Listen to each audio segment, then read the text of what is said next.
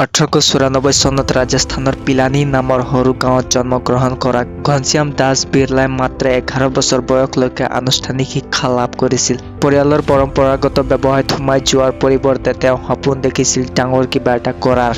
কিশোৰ বয়সতে কলকাতালৈ গৈ ব্যৱসায় আৰম্ভ কৰে। প্ৰথমতে পাটৰ ব্যৱসায়ত সফল হয়, কিন্তু সঁচা সাহস দেখুৱাইছিল 1919 চনত, যেতিয়া মাত্ৰ 25 বছৰ বয়সত তেওঁ বিৰলা জুট মেনুফেকচাৰিং কোম্পানী স্থাপন কৰে। সেই সময়ত পাটৰ ব্যৱসায় ব্ৰিটিছ আৰু স্কটিছ ব্যৱসায়ীসকলৰ হাতত আছিল। ভাৰতীয় হিচাপে তেওঁক বহু বাধাৰ সন্মুখীন হ'বলগীয়া হৈছিল, বৈষম্য, বিৰোধিতা আৰু চৰকাৰী অসুবিধা। তথাপিও তেওঁ হাৰ নামানিলে। মহাত্মা গান্ধীৰ সৈতে 1919 চনত সাক্ষাৎ হোৱাৰ পিছত তেওঁৰ জীৱনলৈ নতুন দিশ আহিল। স্বাধীনতা সংগ্ৰামত অৰ্থ আৰু সমৰ্থন দি তেওঁ দেশৰ সেৱা কৰিলে।